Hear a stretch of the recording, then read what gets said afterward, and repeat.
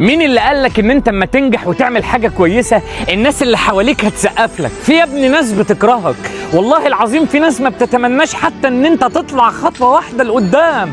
فاما تنجح لازم يبقى عندك استعداد انك تواجه عيونهم الوحشة، تواجه ان هم باصين لك في الحاجة اللي انت بتعملها وبيطلعوا القطط الفطسانة. عادي، ضريبة النجاح انك تلاقي ناس بتغل منك، ناس من جوه مش مصدقة انك نجحت، ناس من جوه عمالة تدربك كده. فيا ابني ما تتعجبش، هتنجح هيكرهوك، هتحقق حاجة كبيرة قوي هيقفوا يتريقوا عليك، هتبقى طول النهار انت ماشي في طريق وانت مصوب نفسك على حاجة صح هيقعدوا يقولوا بص اتفرج عليه اصله ماشي في حاجة غلط. يا ابني خيبانين، انت من الصبح لاخر النهار بتطوي الارض طي وهم قاعدين يولولوا.